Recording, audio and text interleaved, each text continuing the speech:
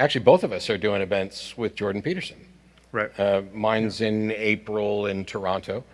And the first thing somebody was like, oh, why are you giving that Jordan Peterson guy a platform? And I'm like, okay, well, if you'd have said that 3 years ago when nobody knew who the hell he was, it would be, okay, now I'm basically debating some YouTuber. But he already has a platform. I'm not giving him anything. What I'm doing is going up and having a conversation where I challenge the things that we disagree on. And that, to me, is exactly what should happen. And so when I hear about, oh, we don't want that at our campus, there are subjects and individuals where I can completely understand why campuses wouldn't want that person there. And in my view is that the students at the campuses are the customers, and the university has to make a decision. And if that's what is decided as this is not acceptable at our university, fine. And you'll reap the repercussions of that. I don't necessarily think that a university or a church or any place that's not just like a public venue owes someone a podium.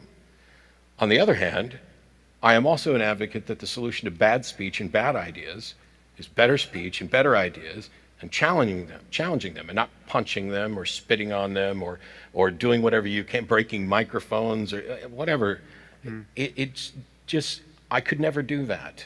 And it frustrates me that people don't understand that the protections of free speech to come and say things that are unpopular are the very things that they depend on when they want me to come speak at their university, when they want you to come speak. And it becomes this cliquish, how are we going to decide who gets to speak? Well, let them all speak. Yeah. Sometimes the audience isn't going to show up.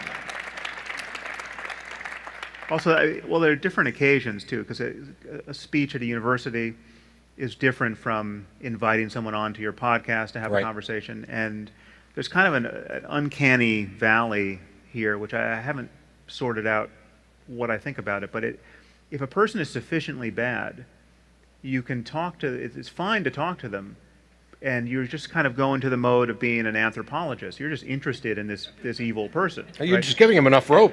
But no one in your audience would say you've given a platform to Charles Manson or Ted Bundy, or like if you can get an interview with a serial killer, well, why not do it? It's an interesting conversation to have, right? You just won my wife's heart.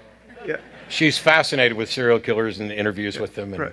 So I mean, I've often thought like it would be interesting to sit down with the Unabomber and have a conversation, right? Because he's probably nuts, but he also is smart and nuts, and he has all of these weird ideas, which I mean, perhaps you recall his manifesto. Many people have put sections of that in blog posts or in books, leaving off the author or putting the author. You don't find out the author's name until you've turned the page.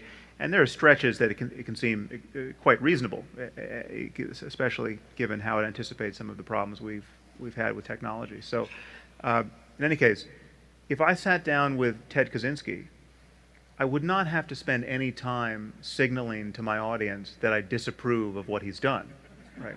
We're going to spend the first half hour here talking about just how bad it is to send bombs in the mail trying to kill innocent strangers. But if the person isn't nearly that bad, if they're just somebody who has shady views, then the onus is on you, the interviewer, to spend a lot of time describing just how repugnant you consider their views to be. And it's a real challenge because we all know people who get the balance wrong and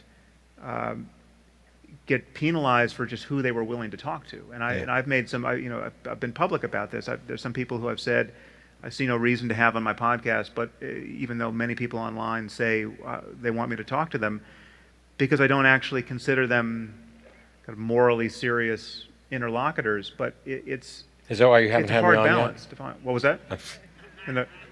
I said, is that why you haven't had me on yet?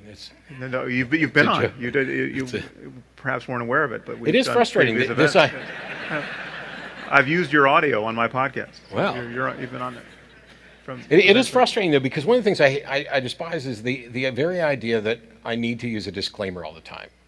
So I think people get frustrated, but I know I do. The following views expressed do not represent blah, blah, blah, blah, blah, blah.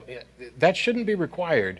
And the mere fact that I'm having a conversation with someone who I would suspect most people would realize I disagree with, I may ask questions in order to elicit responses so that I can actually do a better job of pointing out where there are problems there.